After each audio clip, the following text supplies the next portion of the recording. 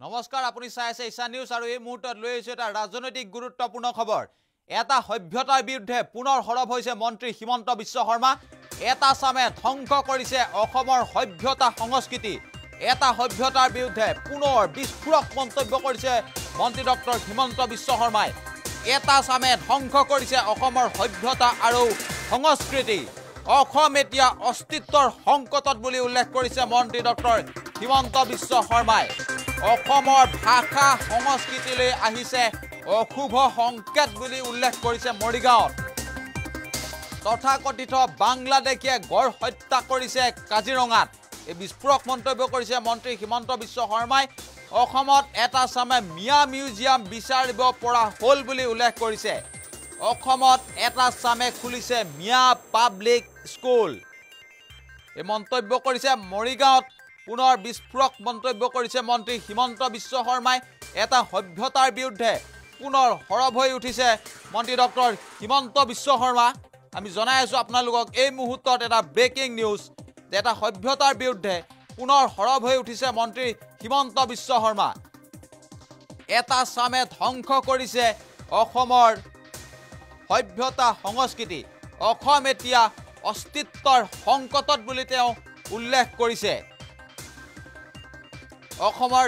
ভাষা সংস্কৃতিলৈ আহিছে অখনি সংকেত বুলি উল্লেখ কৰিছে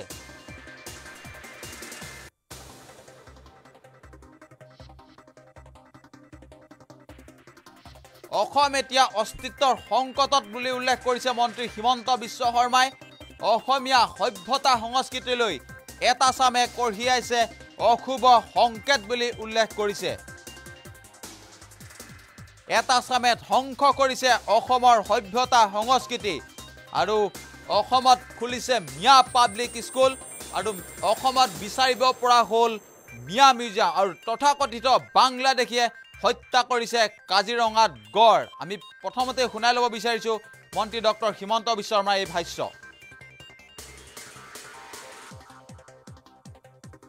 এই সকল অসমৰ পৰিস্থিতিৰ বিষয়ে জানে আপোনালোকে অসমৰ পৰিস্থিতিৰ বিষয়ে অৱগত মৰিগাঁও আৰু নগাঁৱৰ ৰাইজে আপোনালোকে বুজি পায় যে কি ধৰণে আজি আমাৰ চাৰিওফালে আজি আমাৰ অস্তিত্বৰ সংকট আহি পৰিছে কি ধৰণে আজি আমাৰ অসমীয়া ভাষা কলা কৃষ্টি সভ্যতাৰ ওপৰত আজি আমাৰ সমস্যা আহি পৰিছে আপোনালোকে বুজি পায় যে কি ধৰণে কেইদিনমান আগলৈকে আনকি মহাপুৰুষ শংকৰদেৱৰ জন্মভূমি বটদ্ৰৱা থানখনকো সেই খণ্ডযুক্ত বিদেশীসকলে দখল কৰি থৈছিলে আপোনালোকে বুজি পায় কি ধৰণে এই তথাকথিত বাংলাদেশী বিলাকে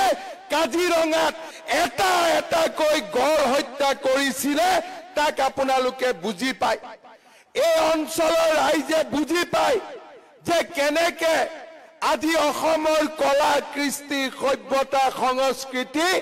এই নামনি অসমে হওক মধ্য অসমে হওক এখেতসকলে আমাক আজি ধ্বংসৰ পথলৈ ঠেলি দিছে আজি আমি দুখ পাওঁ আজি আমাৰ মনত খং উঠে আজি আমাৰ মনত বেদনাৰ সৃষ্টি কৰে যেতিয়া কংগ্ৰেছ পাৰ্টিৰ বিধায়ক চেয়াৰমেন আলী ডাঙৰীয়াই কয় যে শংকৰদেৱ কলাক্ষেত্ৰত মিয়া মিউজিয়াম হ'ব লাগে আজি আপোনালোকে চিন্তা কৰক এইখন অসমত আজি কোনোবাই মিয়া মিউজিয়াম বিচাৰে নেকি আপোনালোকে কওক ৰাইজ বিচাৰে নেকি আজি তেওঁলোকে কয় আমি অসমত মিয়া মিউজিয়াম পাতিম তেওঁলোকে কয় যে আমি মিয়া ভাষাত কথা কম আজি তেওঁলোকে কয় যে আমি মিয়া কবিতা লিখিম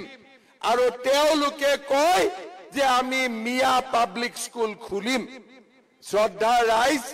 আমি অসমৰ সভ্যতা সংস্কৃতিক পাহৰি গলো নেকি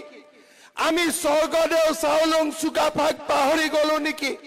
আমি লাচিত বৰফুকনক পাহৰি গলো নেকি আমি জোঙাল বলহুৰ দৰে মহাবীৰসকলক আমি পাহৰি গলো নেকি আজি কি অসমত লাচিত চিলাৰাই জুঙাল বড়োৰ দৰে বীৰসকলৰ পৰিৱৰ্তে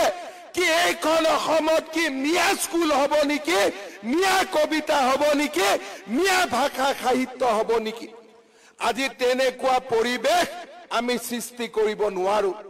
সেইবাবে শ্ৰদ্ধা ৰাইজ, নগাঁও মৰিগাঁৱৰ ৰাইজ,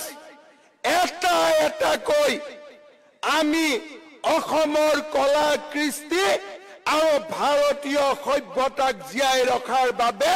আগন্তুক নিৰ্বাচনত ভাৰতীয় জনতা পাৰ্টিক আকৌ এবাৰ জাতি মাটি ভেটি ৰক্ষা কৰাৰ বাবে আমি ভোট দি জয়যুক্ত কৰিব লাগিব। শ্ৰদ্ধা ৰাইজ,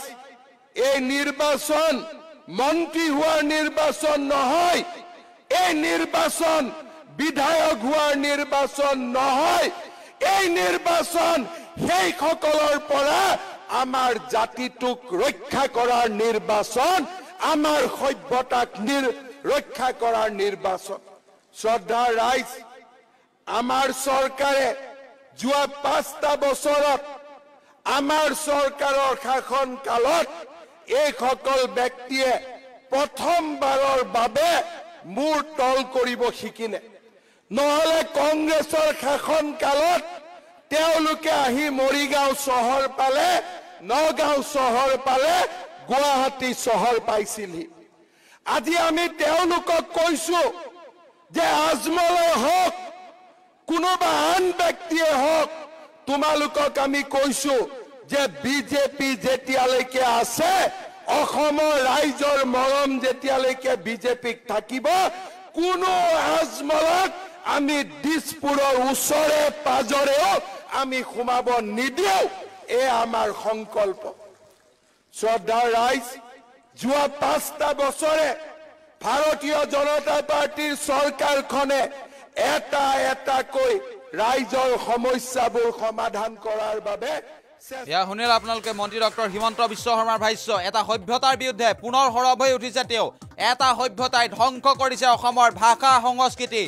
অসমীয়া ভাষা সংস্কৃতিলৈ এই সভ্যতাটোৱে কাঢ়িছে অশনি সংকেত। তথাকথিত বাংলাদেশীয়ে হত্যা কৰিছে কাজিৰঙাত গড়। পুনৰ এটা চামৰ বিৰুদ্ধে বিস্ফোৰক মন্তব্য কৰিছে। অসমত মিয়া মিউজিয়াম বিচাৰিব পৰা হ'ল বুলি তেখেতে উল্লেখ কৰিছে।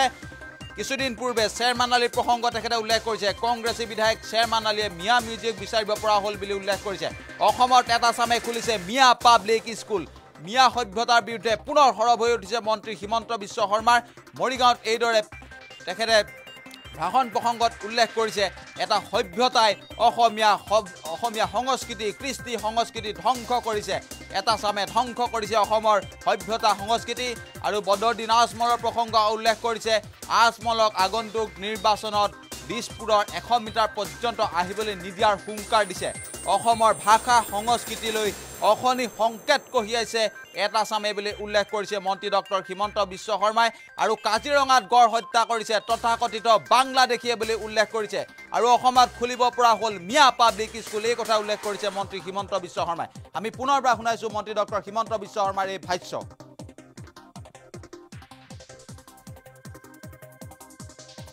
পৰিস্থিতিৰ বিষয়ে জানে,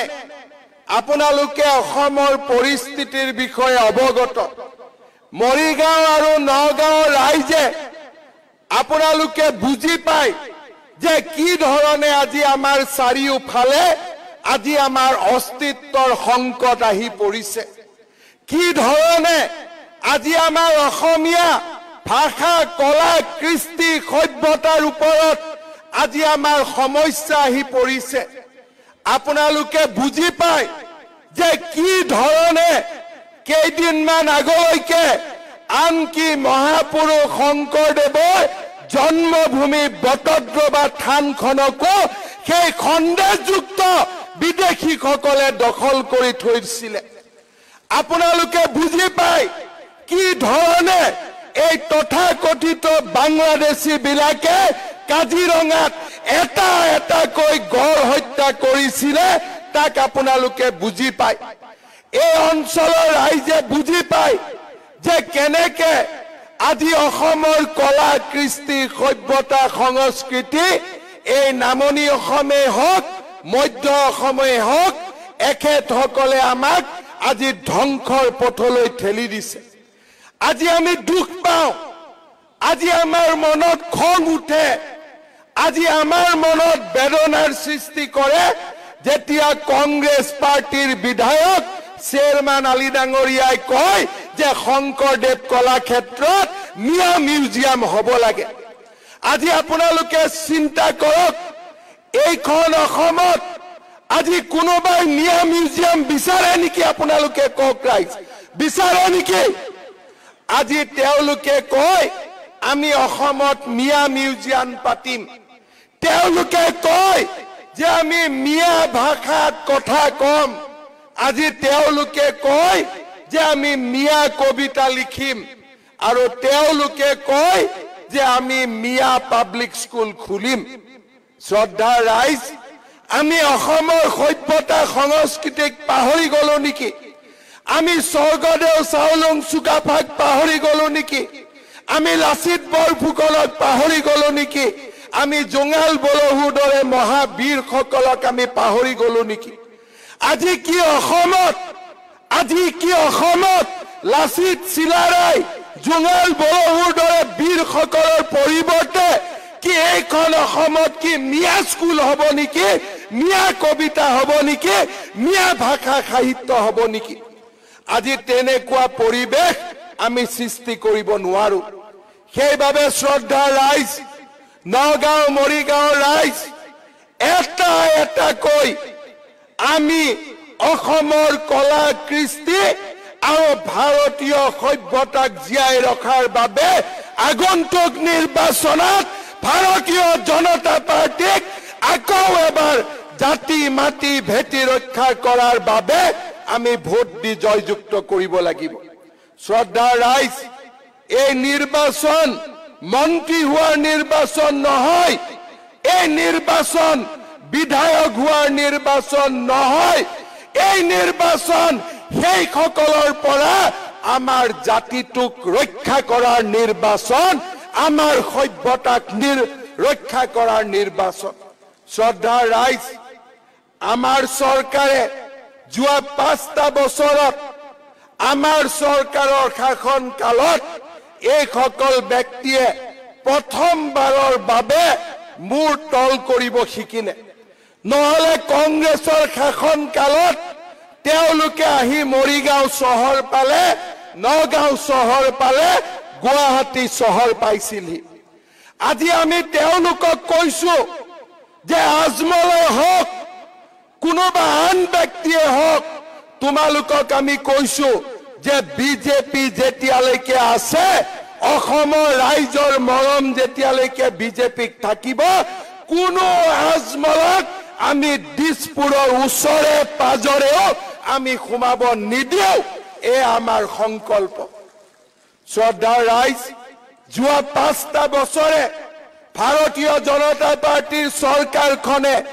এটা কৈ ৰাইজৰ সমস্যাবোৰ সমাধান কৰাৰ বাবে চেষ্টা